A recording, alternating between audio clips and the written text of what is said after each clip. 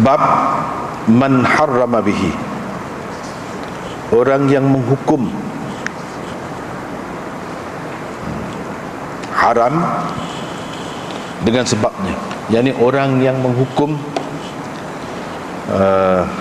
orang yang menyusu walaupun setelah besar menjadi mahram kepada seseorang itu. Imam Abu Dawud dengan sanad yang meriwayatkan daripada Aisyah isteri Nabi sallallahu alaihi wasallam dan Ummi Salamah bahawa Abu Hudzaifah bin Utbah bin Rabi'ah bin Abd Syams pernah menjadikan Salim sebagai anak angkatnya, kemudian mengahwinkannya dengan anak saudaranya bernama Hind binti Al-Walid bin Utbah bin Rabi'ah. Salim itu adalah maula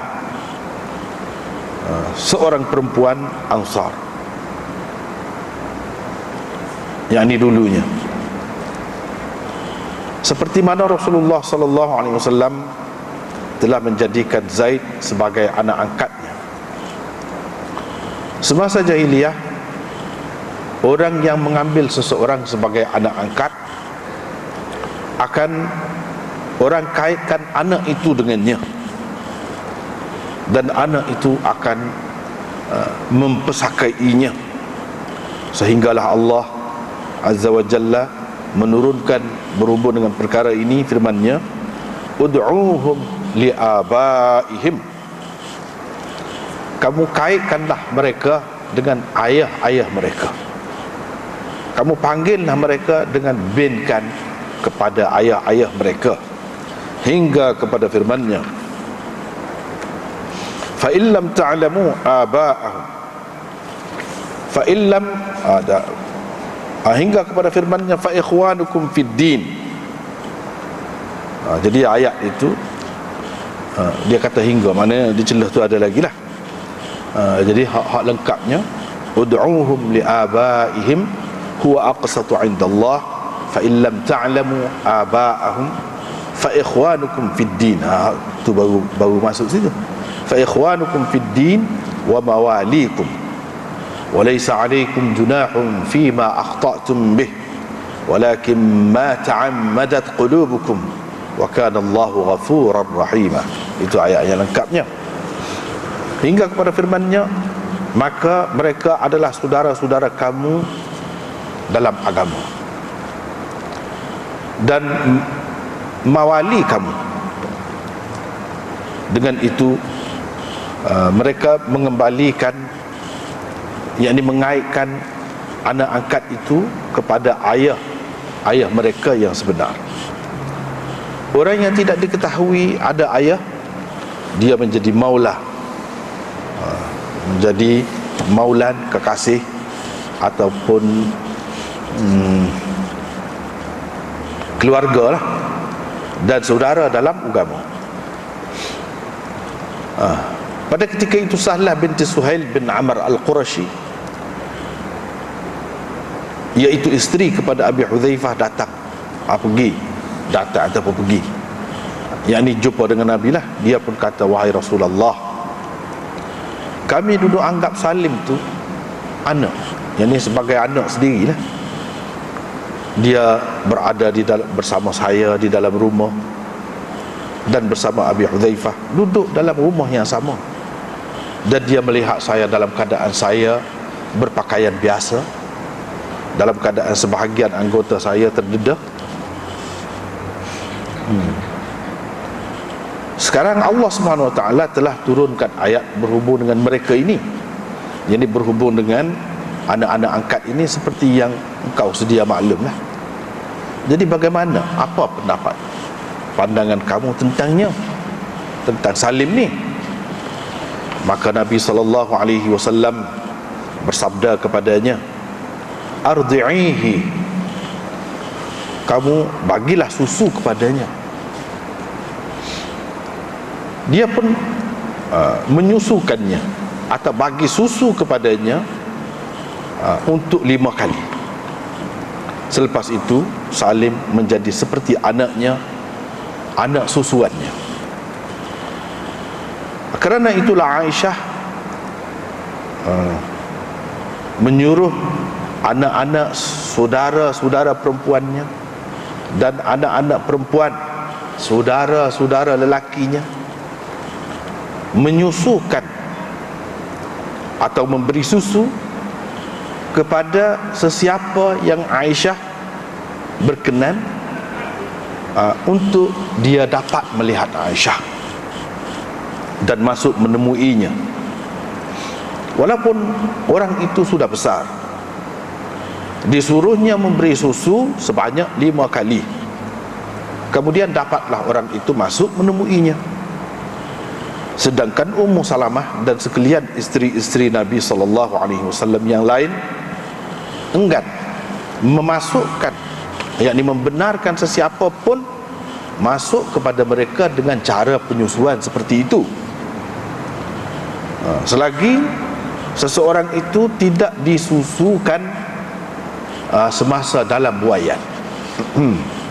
Dan mereka berkata kepada Aisyah, wallah, kita tidak pasti, boleh jadi itu hanya kebenaran daripada Nabi SAW kepada Salim sahaja, bukan kepada orang-orang lain.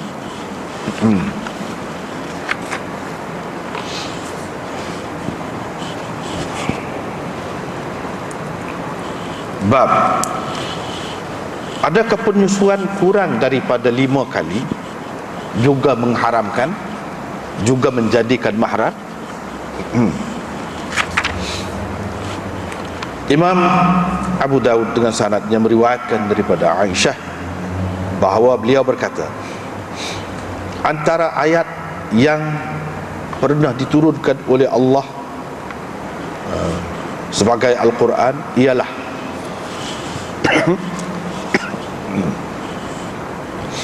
ialah 10 kali penyusuan. Yuharrimna, mengharamkan, yang ini mengharamkan, menjadikan mahram lah maksudnya. Kemudian ayat itu dimansuhkan dengan 5 penyusuan yang maklum. Itu yang mengharamkan, menjadikan mahram. Selepas itu Nabi SAW wafat dalam keadaan ayat-ayat itu termasuk di antara ayat-ayat Al-Quran yang dibaca orang. Dengan syaratnya Imam Abu Dawud meriwayatkan daripada Aisyah lagi radhiyallahu anha, katanya Rasulullah sallallahu alaihi wasallam bersabda, 1 isapan dan 2 isapan tidaklah mengharamkan, ataupun tidak mengharamkan 1 isap dan 2 isap, 2 kali isap. Ini sekali 2 isap tu tidak mengharamkan. Babun fil radhi indal fisal. Tak apa, kita balik semula.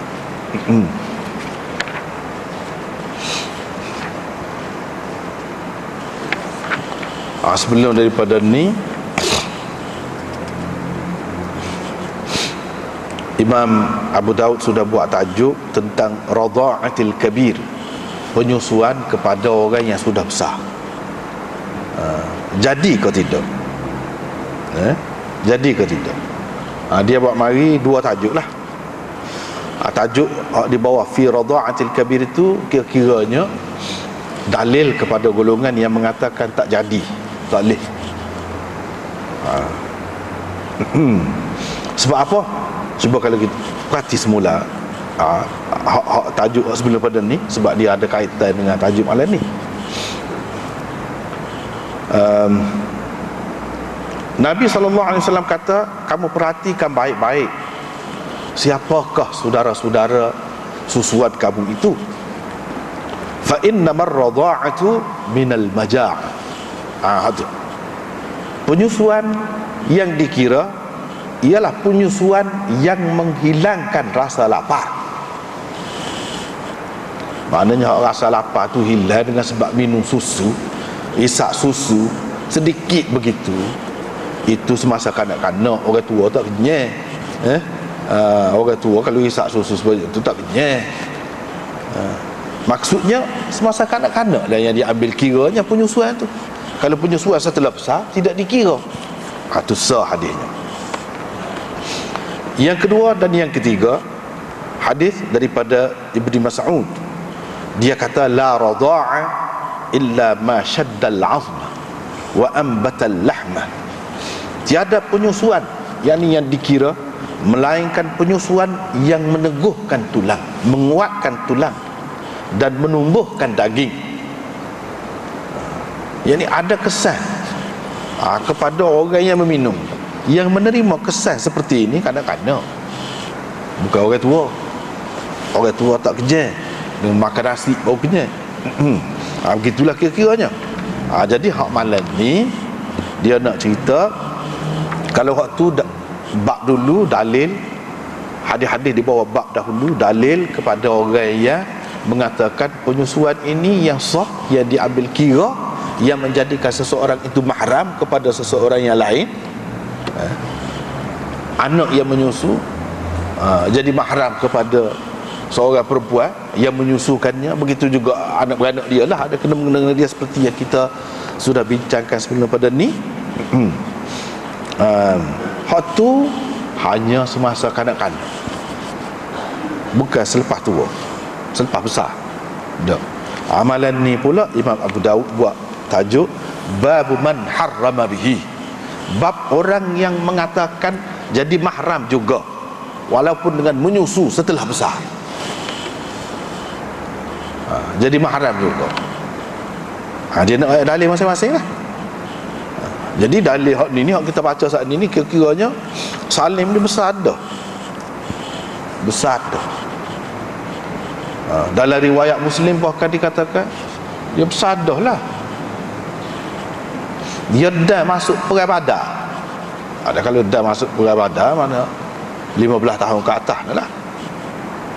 Dalam riwayat Muslim bahkan ada sebut ada tumbuh janggut dah. Kalau lagu tu besar lah. Lagu mana? Nabi suruh dia menyusukan Salim. Nabi suruh Sahlah tu, isteri kepada Abu Hudzaifah, dia suruh menyusukan. Lepas pada tu dia kata jadi semua anak susu. Mana jadi? Kalaulah menyusukan kepada orang yang sudah besar tu tak jadi, macam mana gini? Apa faedah Nabi suruh menyusukan? Jadilah. Ini dalil kepada orang yang mengatakan jadi juga mahram. Mahram tu maksudnya dari segi semua mahram lah, semua mahram biasalah. Mahram bukan muhrim. Mahram tu makna orang yang haram kita bernikah dengannya. Dan tidak haram kita tengok aurat dia yang tertentu yang orang lain tak boleh tengok. Semua adik-beradik misalnya kita kata mahram tu. Jadi tidak perlulah tudung kita kata lengan ke apa, tak perlu. Betis ke kalau terdedah tak apa. Itu mahram. Dan nak menikah dengan dia tak boleh. Misalnya adik-beradik. Jadi hak ni pun gitulah juga. Jadi kalau kata ibu susu tu tak boleh lah menikah dengan dia. Sebab ibu susu. Dan orang-orang yang ada kaitan dengan dia, siapa dia seperti yang kita sudah bincang dah sebelum pada ni, gitulah juga seperti orang-orang yang ada hubungan keturunan juga. Kalau keturunan ada saudara, opak saudara, apa tu ialah termasuk belaka lah. Jadi hak ni pun begitu juga. Bagi golongan yang mengatakan jadi juga mahram dengan sebab penyusuan setelah besar, inilah dalilnya. Imam Abu Daud muka dia kerja dia nak ayat dalil masing-masing. Dalil masing-masing. Lepas tu nak pakai hak mana? Itu cerita lain. Cerita lain. Cumanya benda ni benda khilaf. Benda khilaf tu je. Hak kata pada masa kecil, iyalah memang jumhur ulama kata gitu. Tapi tidak semua ulama kata gitu. Ada juga yang kata lagu lain. Bagi orang yang kata lagu lain itu, apakah dia ni tidak mengikut sunnah? bukan ahli sunnah juga, dia ada dalil dia. Kita mesti kena menghormati masing-masing satu sama lain. Selagi dia ada dalil, ya tak apa lah. Macam hak ni.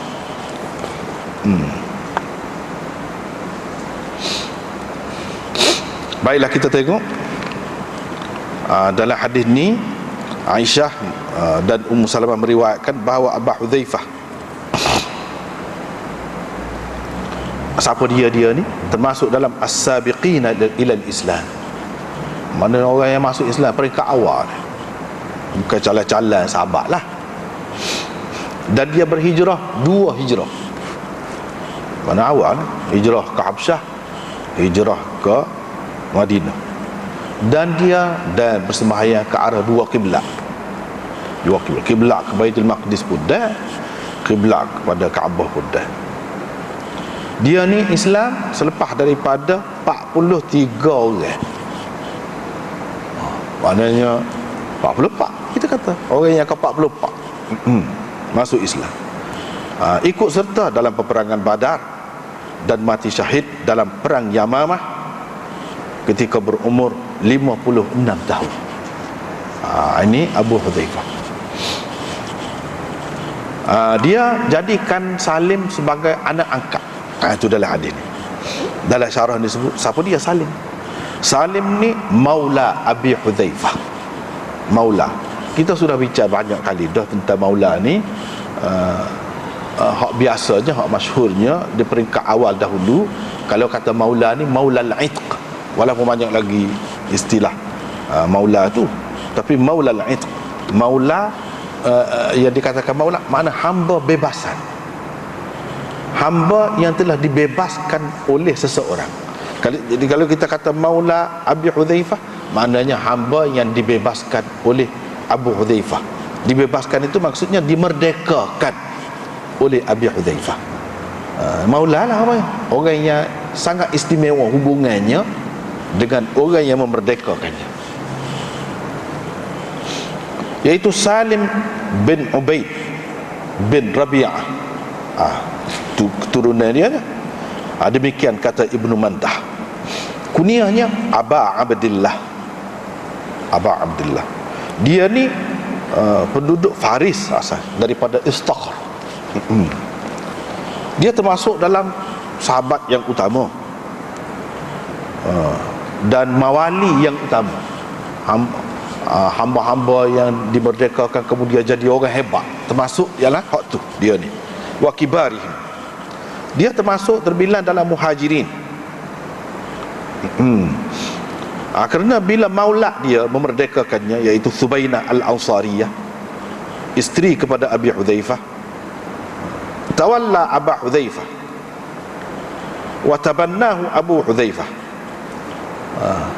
Jadi bila isteri Abu Hudzaifah tu merdekakan dia, jadi dia mengatakan diri dia ni maula kepada Abi Hudzaifah, dan Abu Hudzaifah menjadikannya sebagai anak angkat. Sebab itulah orang kira dia ni sebagai muhajirin.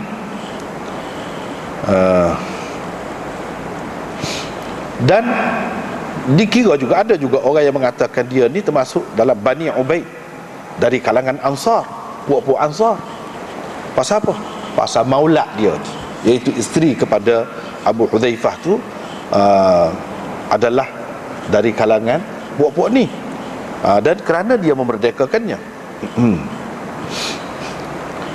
dia ni termasuk dalam qurra, maknanya seorang yang mahir tentang Quran, Salim. Sehingga Nabi SAW kata, belajarlah Quran daripada 4 orang. Nabi SAW sebut dia salah seorang. Dan dia telah berhijrah ke Mekah, ke Madinah dari sebelum Nabi SAW lagi. Berhijrah ke Madinah sebelum Nabi SAW lagi. Dan di Madinah dia menjadi imam kepada orang-orang muhajirin di Madinah. Pasal apa? Pasal lebih dia Quran dia tu lah. Dia pandai Quran, sebab dia lebih banyak ingat Quran banding dengan orang-orang lain. Dan dia juga mati seperti ayah angkat dia dalam perang Yamamah. Dalam perang Yamamah berlaku di zaman Sayyidina Abu Bakar. Sayyidina Abu Bakar sebagai syahid. Dialah yang memegang benderanya, pegang di julan bendera dengan tangan kanan. Waktu perang orang tetok, putus tangan kanan. Dia pegang bendera tu, julan bendera tu dengan tangan kiri dia pula. Tangan kiri dia tu pun kena putus juga.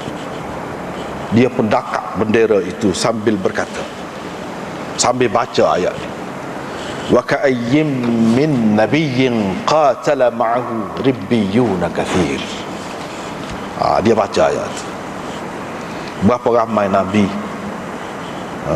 yang mana ribbiyun, orang-orang yang istimewa lah, orang-orang yang berjuang sebenar agama, berperang bersama Nabi. Berapa ramai Nabi. Mana dia harap dia termasuk dalam kumpulan tu lah. Termasuk dalam kumpulan tu lah. Bila dia rebah, jatuh, qala li ashabihi, dia kata kepada orang-orang di bawah dia, lagu mana Abu Hudzaifah? Ayah dia, Abu Hudzaifah lagu mana? Orang kata mati dah.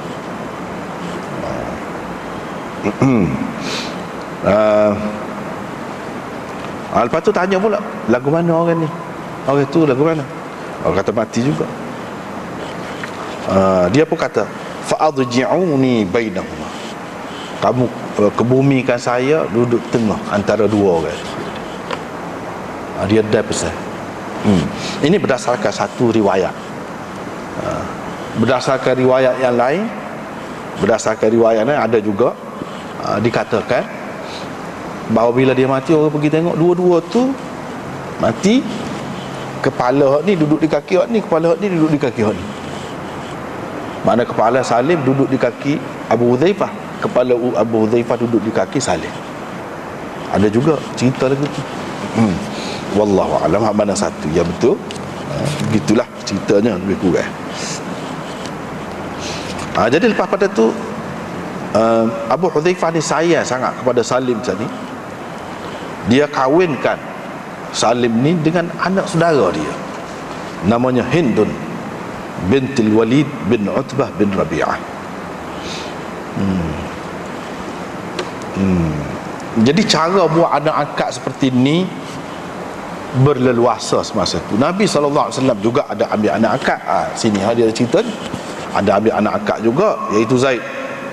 Semasa jahiliah dulu juga, kalau orang tu jadikan seseorang sebagai anak angkat dia tu akan dikaitkan dengan dia lah, mana orang bengkan kepadanya. Misalnya kalau Salim ni Salim bin Abi Hudzaifah gitu. Zaid bin Muhammad, orang kata gitu, Zaid bin Muhammad. Lepas tu pada masa jahiliah memang mereka terimalah ni. Ini di antara peraturan pada masa itulah. Dia boleh terima pusaka anak angkat ni daripada ayah angkat. Begitu juga sebaliknya. Sehinggalah Allah SWT menurunkan ayat. Lepas pada ni tak will lah. Tak boleh lah. Jadi berdasarkan ayat ni, maka sampai bila-bila pun anak angkat tu tak boleh dibinkan, salah lah kalau dibinkan kepada ayah angkatnya. Sebab Tuhan suruh panggil, kaitkan dengan ayah dia yang sebenarnya. Ud'uhum li'abaihim. Panggillah mereka dengan mengaitkan mereka dengan ayah-ayah mereka. Ini bin hak sebenar lah. Sebab itulah Zaid, walaupun dulu dipanggil Zaid bin Muhammad, tapi lepas pada turun ayat ni dipanggil Zaid bin Harithah. Balik asal orang-orang lain pun begitulah juga. Begitu.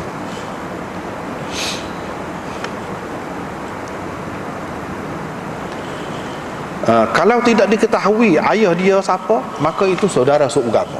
Saudara seugama. Dan mawali kamu, anak beranak kamu, kira saudara mara kamu. Gitulah. Lepas tu juga orang bila turun ayat tu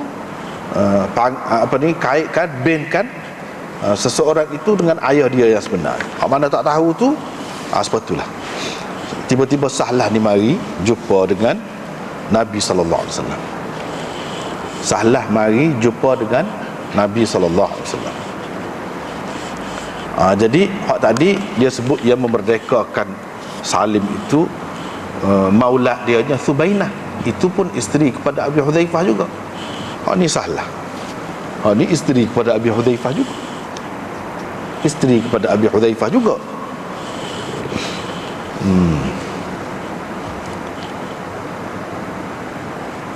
Tak apalah. Sebab kita baca tadi lah.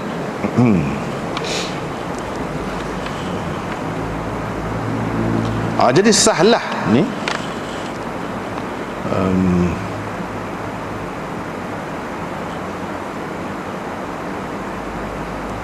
wahwa mana dia kata wahwa maulan limra'atin minal ansar. Jadi setengah-setengah ulama mengatakan limra'atin minal ansar tu mana isteri Abu Hudzaifah tadilah, namanya Thubainah.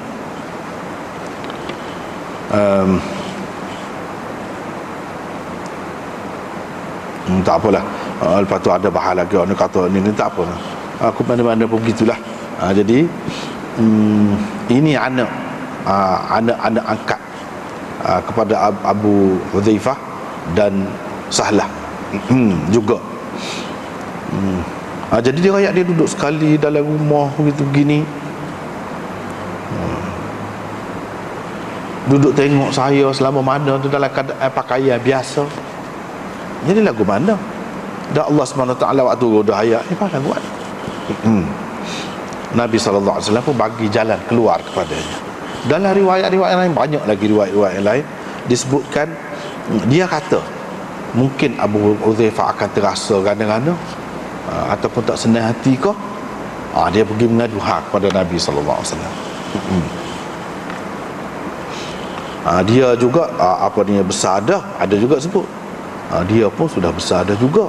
Jadi lagu mana dalam ada ayat ni turun dah ayat ni, Nabi SAW suruh dia bagi susu.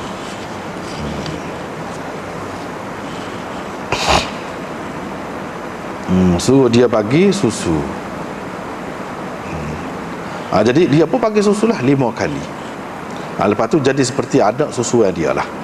Jadi Aisyah pegang dengan ni lah, antara orang yang berpendapat jadi mahram juga penyusuan setelah besar, Aisyah lah, tokoh besarnya Aisyah.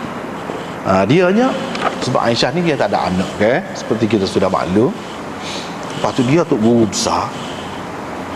Ramai juga orang yang terima hadis di balik tabir sebab mengikut perintah Allah Subhanahu Wa Taala, wa idza sa'altumuhunna mata'an fas'aluhunna min wara'i hijab. Kalau nak minta gapo-gapo, nak tanya gapo-gapo, tanya balik tabir, Tuhan kata. Jadi duk ikut tu banyak perkara balik tabir ni, kalau main lindung tak nampak, tak puas hati.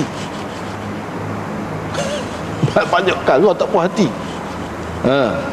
Apa kalau dengar baca Quran, mulut tu bunyi laguan, mulut sebut.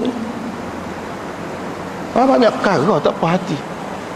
Manusia ni apabila bercakap secara spontan, tidak dibuat-buat, dia akan ada ketika angkat tangan, kau isyarat, kau kadang-kadang nak nampak mana kalau balik tabir kan.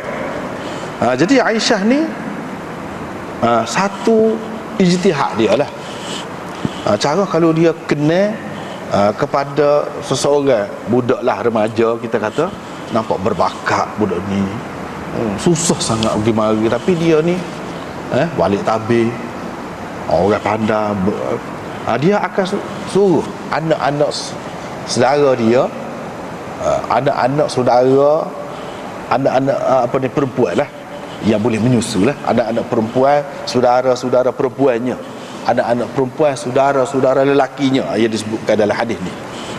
Hak mana-mana baru beranak tu ada menyusu anak, dia suruh bagi susu kepada orang hak besar, bagi susu ke dia ni kata, biar dia boleh masuk jumpa dengan aku, biar dia boleh tengok aku, boleh mengaji, boleh dengar, boleh berharapan dengan aku. Jadi ramailah hak lagu ni. Jadi anak buah dan juga jadi anak saudara susuan. Bila anak saudara susuan, jadi boleh bebas lah nak pergi mari, nak tolong, nak gapo-gapo, sebab mahram. Tak boleh nikah dah ke mana-mana pun. Dari segi dia tu isteri Nabi, hak tak boleh nikah tu sab perkara dah. Kalau orang lain pun hak boleh nikah, jadi tak boleh nikah dah, makna beratlah keadaannya. Jadi itu cara dia. Kalau dia kena. Sedangkan isteri-isteri Nabi SAW yang lain tak sih buat lagu tu. Dia kata lagu mana lagu tu dah. Kita tak boleh. Sebab kalau nak berdasarkan hak salim ni boleh jadi, kata mereka, itu Nabi SAW khususkan untuk salim saja. Banyak perkara hak Nabi SAW khususkan untuk seseorang sahabat ni, banyak perkara kita maklum belaka kan. Kata dia, jadi hak ni boleh jadi gitu. Tapi mereka pun kata boleh jadi juga, bukan kata pasti. Mereka pun, cuba kita perhati molek. Dia kata, wallahi ma nadri, kita tidak pasti, la'allaha, boleh jadi, mungkin ini adalah suatu kebenaran Nabi SAW hanya untuk salim. Mereka pun kata boleh jadi, bukan pasti. Jadi tak boleh nak menyalahkan Aisyah juga. Tak apalah. Jadi dengan sebab itu mereka tak sebui.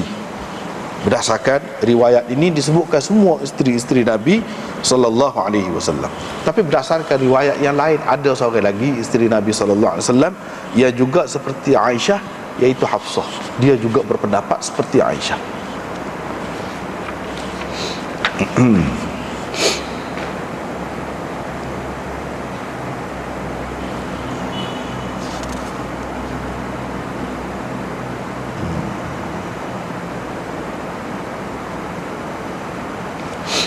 Ini kita tengok dulu.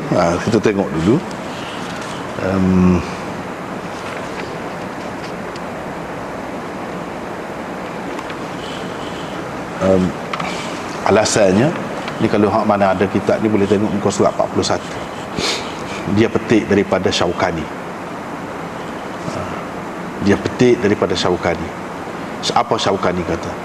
Wa qad istadalla bidzalika man qala inna irda' al-kabir yathbutu bihi at-tahrim wa huwa madhhabu amir al-mu'minin Ali ibn Abi Talib radhiyallahu anhu kama hakahu anhu Ibn Hazm. Wa amma Ibn Abd al-Barr fa ankara ar-riwayata anhu fi dhalik wa qala la yasihhu. Qultu li'annahu min riwayat al-Harith al-A'war anhu wa huwa dha'if.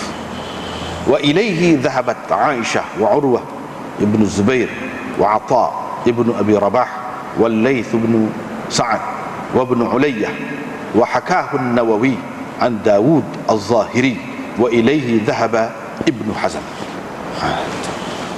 Berdasarkan riwayat inilah menjadi dalil kepada orang-orang yang berpendapat penyusuan orang yang sudah besar itu juga sah dan menjadikan mahram juga.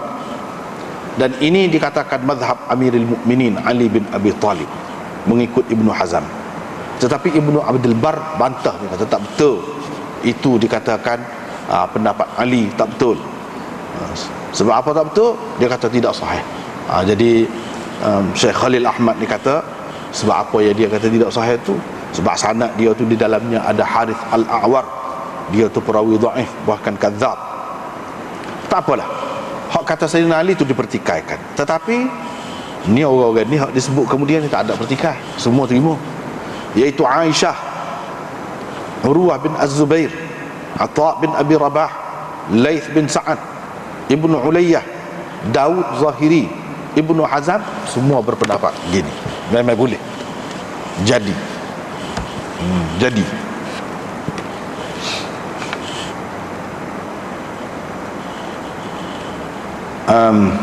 jadi antara dalil mereka lagi selain daripada itu, iaitu firman Allah, wa ummahatukum allati arda'nakum wa akhawatukum minar radha'ah. Dia pegang hak tu, dia pegang umum tu lah. Ibu-ibu yang menyusukan kamu, adakah dia kata pada masa kecil, pada masa 2 tahun, dalam masa tu? Tak ada. Umum. Dah dalam hadis ni ada boleh menyusu, betul dia? Boleh lah. Tapi jumhur ulama mengatakan tidak. Hukum radha' ni, sah radha' ni hanya pada ketika kecil. Dalil-dalil dianya banyak dalil dia. Yang mari ni muka surat 42 pula. Ini antara dalil orang yang mengatakan tak boleh, kalau sudah besar tak boleh, kecil saja. Kalau hadis-hadis antaranya sudah sebut sebelum pada ni dalam bab tadi. Dalam bab apa dia? Hak sebelum pada ni, iaitu bab radha'atil kabir, di bawah bab tu. Selain daripada hadis-hadis di bawah bab tu, kalau nak kira ayat Quran, antaranya wal walidatu yurdi'na auladahun haulain kamilain liman arada an yutimma ar-radha'ah. Ibu-ibu hendaklah menyusu anak-anak mereka selama 2 tahun cukup bagi orang yang mahu menyempurnakan penyusuan. Jadi sempurna penyusuan ni dalam masa 2 tahun. Pada tu tak ada. Dalam masa 2 tahun. Dalam masa 2 tahun tu mana masih kanak-kanak lah. Waktu lah orang kata dalam masa 2 tahun tu. Dan firman Allah Subhanahu wa taala, wa hamluhu wa fisaluhu 30 syahra. Masa mengandung kepada anak tu dan masa memisahkan penyusuan ialah 30 bulan. 30 bulan. Dia sebut. Jadi 30 bulan itu dah penyusuan, masa penyusuan 2 tahun. Lepas tu pisah 2 tahun. 24 dah. Sekurang-kurang masa mengandung 6 bulan. Jadi 30. Jadi dia pakai tu. Jadi menunjukkan masa menyusu itu 2 tahun. 2 tahun. Itu antara pegangan mereka. Dan firman Allah Subhanahu wa taala, wa fisaluhu fi 'amain. Dan pemisahan menyusu, maknanya ibu tu pisahkan anak dia daripada menyusu, berhentilah menyusu tu fi 'amain, dalam masa 2 tahun. Mana disebut semua 2 tahun tu? Apa makna ni? Sebut semua ni mestilah ada benda. Dia ambil kira. Selain daripada hadis-hadis yang lalu, hadis Ummu Salamah juga menjadi pegangan jumhur ulama. Antaranya yang disebutkan oleh Tirmizi, iaitu la yuharrimu minar radha' illa ma fataqal am'a fi thadyi wa kana qabla al-fitam. Tidak, penyusuan yang mengharamkan hanyalah yang membuka, yang memecahkan usus. Penyusuan di dada, wa kana qabla al-fitam, dan sebelum masa sebelum masa berhenti menyusu. Itu antaranya hadis.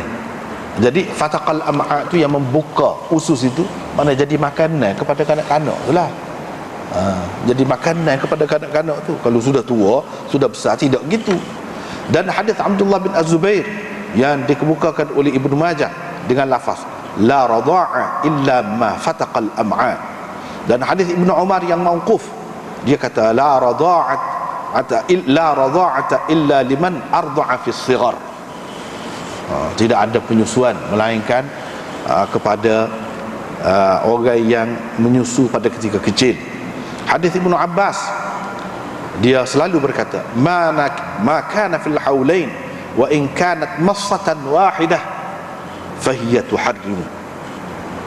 Kalau dalam masa 2 tahun, walaupun sekali isapnya, itu sudah jadikan haram dah. Mana kalau kita kata haram itu mana haram nikah, ataupun kita kata sudah menjadikan mahram, itu lebih merangkumi lagi.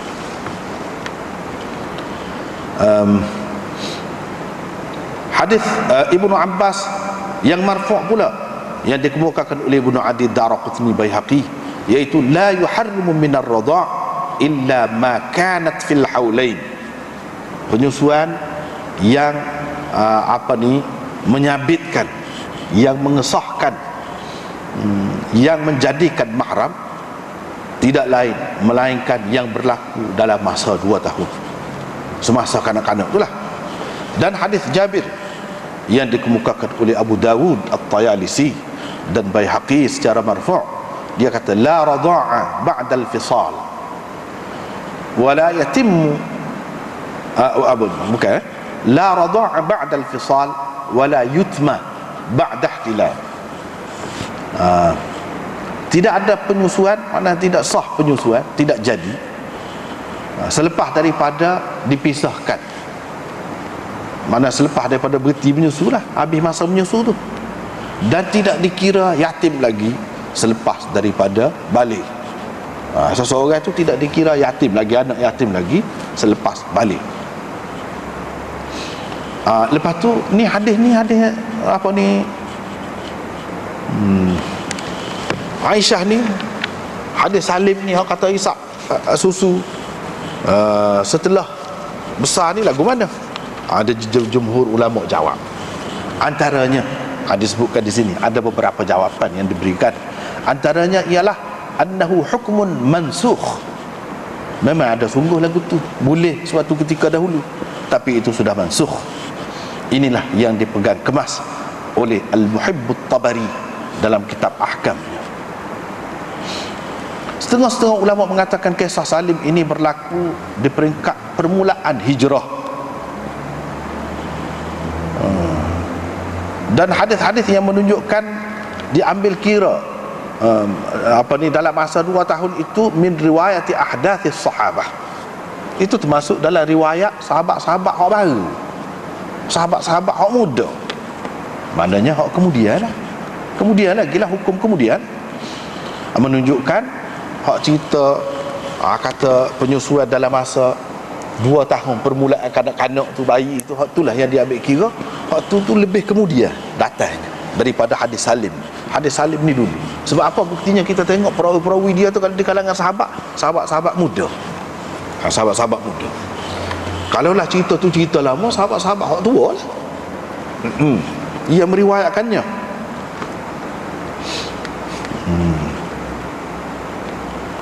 Tapi setengah-setengah ulama tak sepakat ni, dia kata tak kuat di hujah ni.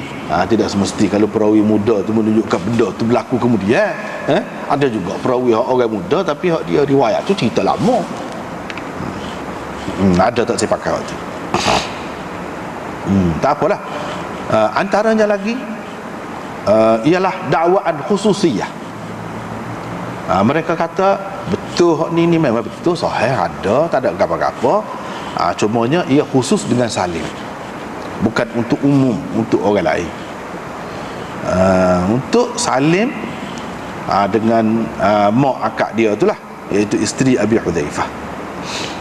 Jadi asas bagi orang yang mengatakan ini khusus untuk dia ni, iaitulah kata-kata Ummu Salamah dalam hadis ni sendirilah. Dia kata kita tak pasti ni boleh jadi ini khusus untuk Salim. Jadi dia ada terfikir kot tu kot mana-mana pun. Kalau kita kata dia tidak pasti pun, dia terfikir kot tu. Berdasarkan banyak kes ada Nabi SAW khususkan untuk sahabat-sahabat tertentu. Dan inilah yang diterima oleh Ibn Sabbaq dan lain-lain.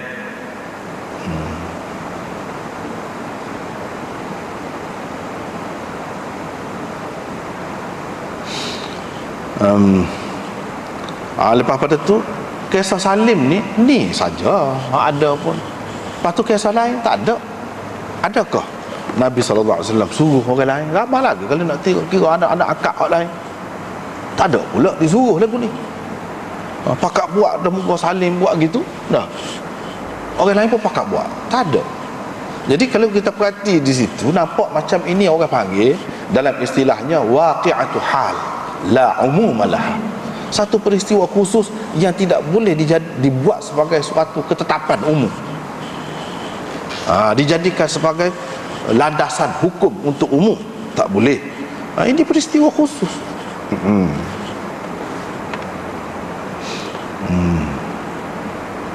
Habislah di situ.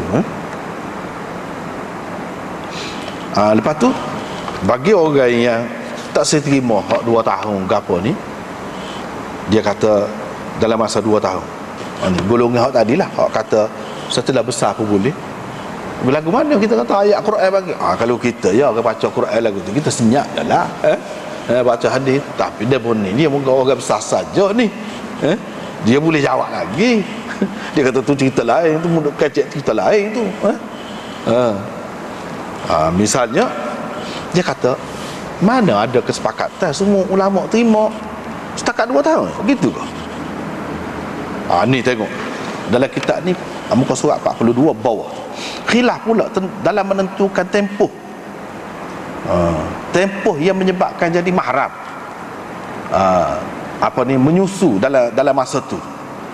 Khilaf yang pertama, kalau dalam masa 2 tahun, sebut tadi lah, itu pendapat jumhur ulama. Dalam masa 2 tahun, tu ya, dia jadi mahram. Kalau lebih daripada 2 tahun, tak. Inilah pendapat yang dinukilkan daripada Umar, Ibnu Abbas, Ibnu Mas'ud, Syafi'i, Abi Hanifah, Thawri, Hasan bin Saleh, Malik, Zufar, Muhammad, dan diriwayatkan daripada Abi Hurairah, Ibnu Umar, Ahmad, Abi Yusuf, Sa'id, Musayyab. Dan apa lagi disebut ni orang-orang? Ni orang-orang yang mengatakan dalam masa 2 tahun tu kalau berlaku, ya. Tapi mereka khilaf pula berapa kali nyusu pula. Banyak pula khilaf ni sini ni. Berapa kali sekali nyusu jadi dah ke? Khilaf pula. Walaupun masuk sekali sini nampak ni. Tapi apabila kita pecah-pecahkan pula, dia jadi terpecah pula lah demon ni. Pendapat yang kedua, penyusuan yang menyebabkan jadi haram itu iaitu sebelum daripada berhenti menyusu. Sebelum daripada berhenti menyusu. Ini pendapat Ummu Salamah. Dan ada juga diriwayatkan daripada Ibnu Abbas. Ini juga pendapat Hasan, Zuhri, Auza'i, Ikrimah dan Qatadah. Maknanya sebelum berhenti. Kalau sudah berhenti tak boleh. Sebelum berhenti.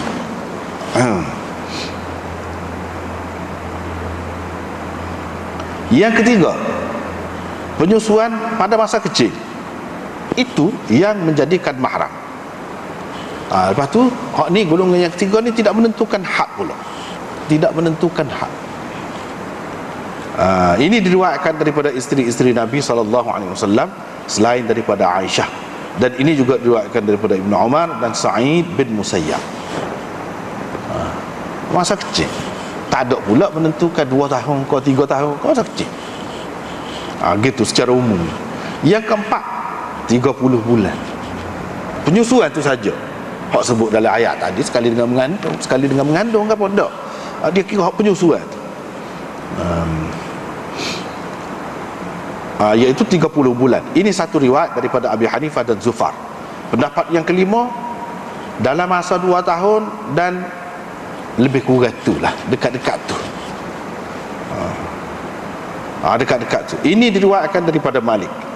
Ada juga riwayat daripada Malik satu lagi, iaitu selepas 2 tahun tidak jadi gapo. Tidak jadi gapo. Menyusu sedikit kau banyak kau gapo kau, ataupun dan tempoh tu lama kau sebentar kau tak kira. Sekat 2 tahun. Mana serupa orang lain hak ramai-ramai tadi mula-mula tadilah. Itu pendapat yang kedua dia. Pendapat yang keenam, 3 tahun. Ini diriwayatkan dari sekumpulan ahli Kufah dan riwayat daripada Hasan bin Saleh. Yang ketujuh, 7 tahun. Dalam masa 7 tahun.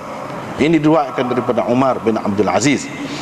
Pendapat yang ke-8, 2 tahun 12 hari. 2 tahun 12 hari. Ini diriwayatkan daripada Rabi'ah.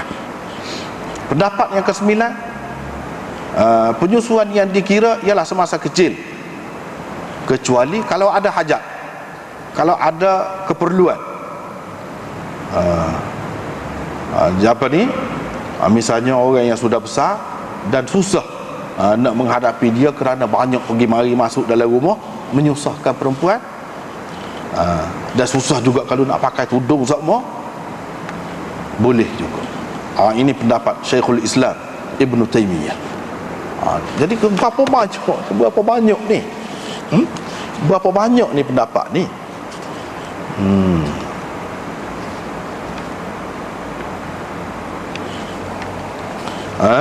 Dari segi hak kata 2 tahun tu tidak tentu juga.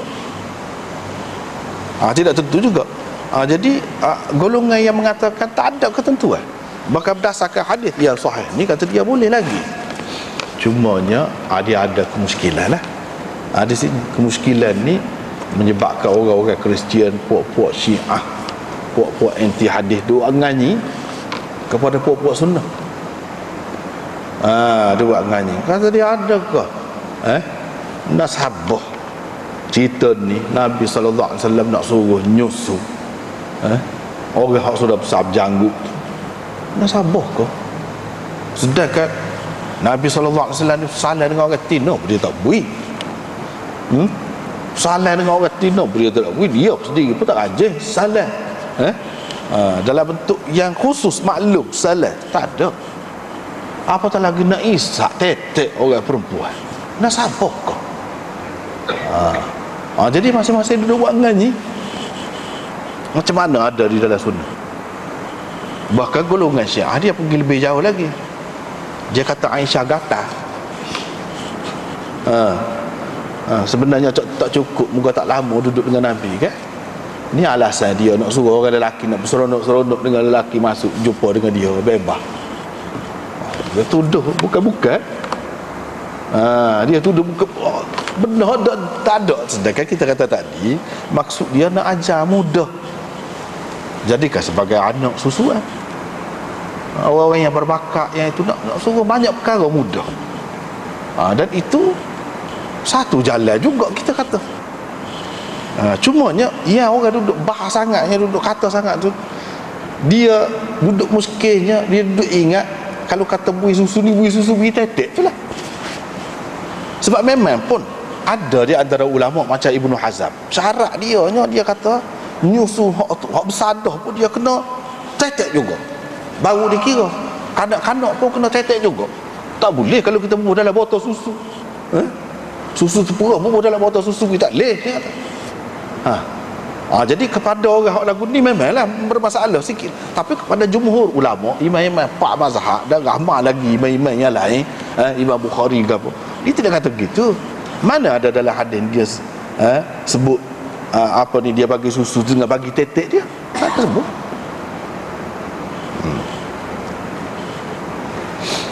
Dengan sebab itu kalau kita tengok dalam kitab ni pun ada muka surat 40 bawah tu, ta'liq Syekh Zakaria tu, yushkilu alaihi iltiqam salim thadya sahlah wa hiya ajnabiyyah. Ini muskilnya kata dia lagu mana Salim tu nak isak tetek sahlah tu dalam keadaan dia ni sudah jadi orang lain dah. Bukan mak akak gapo pun sudah bila turun ayat tadi surah Ahzab tu jadi jelas orang lain. Jadi sebelum pada dia nak menjusukan nak jadi anak susu dia tu orang lain lah. Macam mana? Qadhi Iyad jawab, kata dia, bahawa boleh jadi, kata dia, ada ihtimal, ada kemungkinan dia perah susu tu kemudian dia minumlah tanpa menyentuh teteknya. Jadi hak ni sesuai lah mengikut mazhab yang 4 tu, kerana mereka kata yang menjadikan mahram ialah minum susu tu, tak kira apa cara pun. Tetapi hak ni tidak boleh jalan, tak boleh, tak sesuai kalau mengikut ahli zahir. Sebab mereka kata semestinya untuk sah penyusuan itu kena isak tetek tu baru jadi.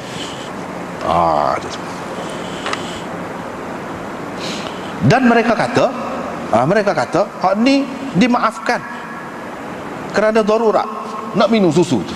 Kata dia. Pok-pok tu kata begitulah. Dia kata dimaafkan. Walaupun sudah besar pun. Pasal apa? Dah kalau Nabi SAW benarkan hak ni, hak lain pun lagu tu lah juga. Itu. Jadi bahan ketawa setengah-setengah kalangan dia buat menyanyi. Apalagi dalam Muslim disebutkan Sahlah tu pun muskil juga bila Nabi SAW suruh menyusu. Sini dia sebut menyusu gitu saja, dia pun bagi susu 5 kali gitu je. Bagi lagu mana tak ada royak.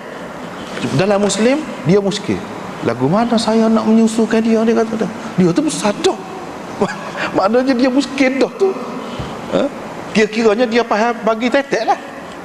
Nabi senyum, tak kata apa, Nabi senyum. Kata puak-puak ni senyum tu menunjukkan memang bagi tetek lah. Senyum ni ialah kau mesti kan memberi makna gitu. Pihak jumhur dia pula kata tak mesti. Boleh jadi dia senyum tu maknanya dia ingat aku suruh bui susu ke budak bodoh. Jadi pasal nak suka je kau senyum. Boleh jadi gitu. Tidak jelas tu. Hak lebih sesuainya mengikut ajaran Nabi SAW umum, hubungan lelaki dengan perempuan ni dia sangat jaga, tak pernah sabar nak suruh hisap susu tu. Jadi dia senyum tu senyum, mana heran dia boleh faham gitu tu. Kira faham sendiri lah. Kira faham sendiri lah. Cumanya kalau nak kira dari segi riwayat yang jelas bahawa dia perah dalam satu bekas bagi, itu tidak ada. Kalau ada pun riwayat yang dhaif. Cuma atas dasar ijtihad, atas dasar kita tengok hak mana hak sesuai dengan ajaran Islam. Hak sesuainya tidak isak tetek lah, hak sesuainya. Jadi berdasarkan hak itulah pendapat imam-imam 4 mazhab dan ramai lagi hak jumhur ulama yang mengatakan penyusuan ini sah, walaupun dengan kita bubuh dalam cawan ke, dengan kita bubuh dalam botol susu ke, tidak semesti ditetek, tak mesti. Daripada situlah ulama-ulama ni hak kebanyakan ni faham. Sebab dia kira sini tidak semesti, takkanlah daripada tetek. Dah kalau tidak daripada tetek pun jadi juga, mana jadilah. Apa lagi pada masa kanak-kanak tu, lagilah jadi. Walaupun dengan tidak isak tetek. Jadi itu dia duduk muskil. Kalau kita katalah memang sungguh hak ni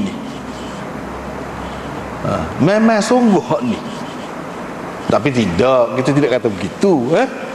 Jadi hak mana Aisyah dia suruh anak-anak saudara dia, ada anak saudara lelaki, ada anak saudara hak perempuan dia bagi susu pada orang hak besar-besar tu, jadi kira tak benar sabar tu.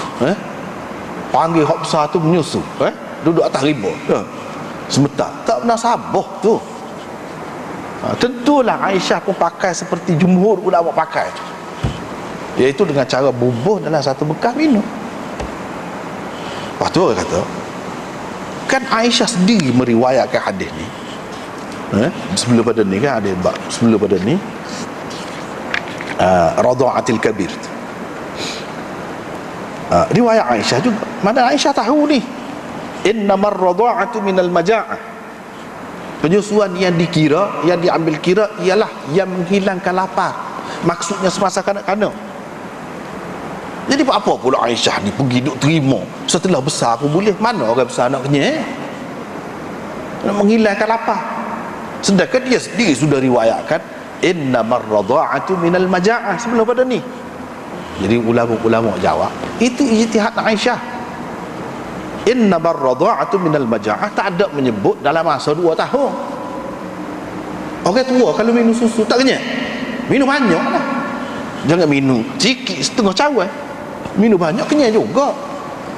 Kalau minum segelas tu, kita je makan nasi belauk ataupun nasi lemak 2 pinggan. Orang luar hak besar-besar tu kasar-kasar, susu segelas je paginya, tak ada orang lain susu segelas je. Hak tu sehat segar megah, tak ada satu besar lebih pada kita.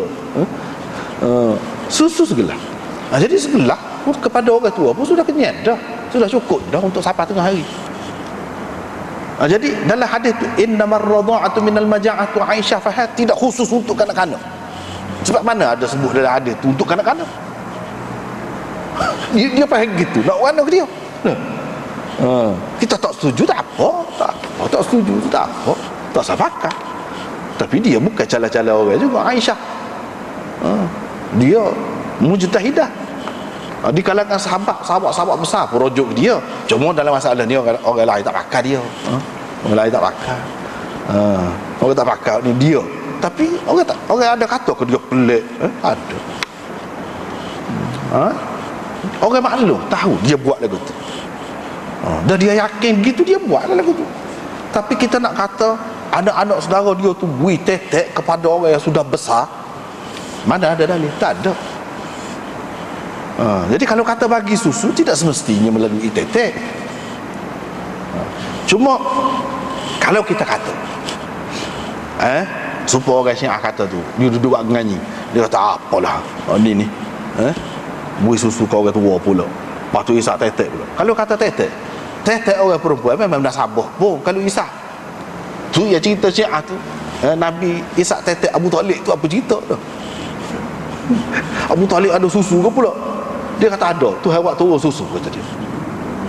Sebelum Nabi tu diserahkan kepada penyusu dia Halimah Suhaibah tu, Nabi tak ada orang nak menyusu. Jadi Abu Talib beri susu dia.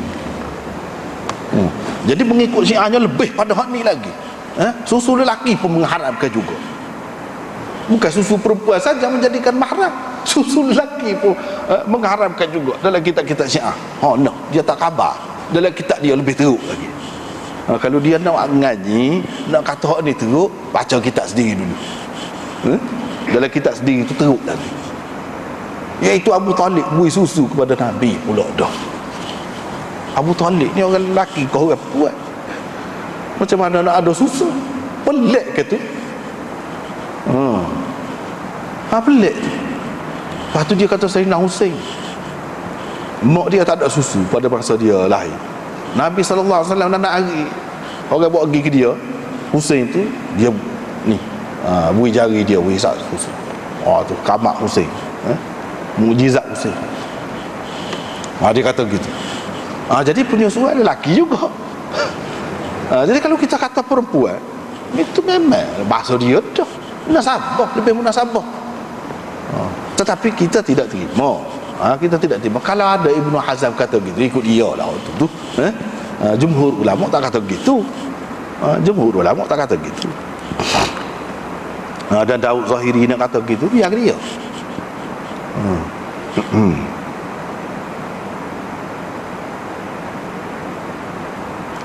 Tetapi jumhur ulama tak kata begitu.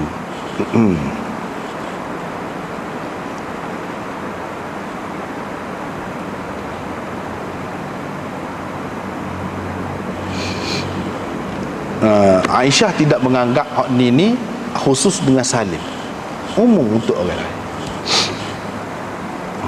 Untuk orang lain juga boleh. Jadi kalau kita pakai hak dia ni, dia ada kelebihan juga, ada kelebihan. Tak dapat dah buat ngaji buat gap dia. Orang tak ada anak, misal dia ada adik-adik dia tu ada anak. Lagu mana kalau dia nak ambil anak, nak buat anak susu, jadi boleh pergi bagi bebas dengan dia. Lelaki tidak boleh nikah, haram nikah dengan dia sama lagu mana. Kalau sudah besar dah, kalau masa kanak-kanak tu memang terima semua tu memanglah terima semua. Kalau sudah besar, boleh dibuat dengan cara ni. Kalau kita ambil kadang-kadang ni kita tak tahu dia cerdik setara mana, bakat dia setara mana, tak nampak. Cuma harapan orang yang merah dia juga, kalau boleh pandai lah, kalau boleh gak buat sebuah anak sendiri, biar puas hati lah, kalau boleh cerdik. Tapi biasanya orang hak bui kau orang itu ni dia ada masalah. Jarang kita nak cari hak puas hati lah anak tu. Kita nak tahu orang ni molek berbakat ke tidak setelah besar baru nampak. Setelah besar baru nampak. Ni nampak budak ni cerdik, 15 tahun dah, 16 tahun dah, juruh nampak baik. Aku nak buat anak susu, lagu mana? Kalau lagu tu katakan senang. Budak tu susah. Dan kita nak buat seperti lebih daripada anak akak lah, anak susu. Kalau anak akak tu dia boleh menikah. Ni anak susu tu tak boleh menikah sama-sama dah. Kan ada ruang tu kepada orang ramai untuk cari lelaki sebagai mahram, bukan sebagai nak berseronok-seronok. Kalau nak berseronok bukan cara lagu tu. Cara yang mengharuskan, membolehkan, apa cara? Sebab kalau kanak-kanak sebab kata tadi, kita tak tahu lagi lagu mana. Tahu-tahu ada masalah benok dan macam-macam. Jadi kita pun sampai royak kecil, teruskanlah juga, moga kita kira pahala, kira gitu, tapi dalam keadaan tak puas hati. Tapi kalau kita ambil yang lebih besar, ini kita nak bagi jalan kepada mazhab Aisyah tu. Bukan dia seorang, ramai tadi yang kita bilang tu. Ada jalannya. Ada jalannya. Walaupun ini bukan pendapat jumhur ulama dan bukan pendapat pak mazhab, tetapi ini pendapat Ummul Mukminin Aisyah, dan dia pakai hak ni. Dia tidak kata ini khusus dengan Salim, dan orang yang kata khusus dengan Salim tidak jelas sebenarnya, tak kemah mana. Sebab dalam ni hak kita baca ni, Ummu Salamah pun kata, wallah, kata dia, demi Allah kita tidak pasti. Boleh jadi, dia boleh jadi je, bukan dia pasti. Kalau mereka itu pasti, tentu Aisyah tak berani buat. Tentu Aisyah tak berani.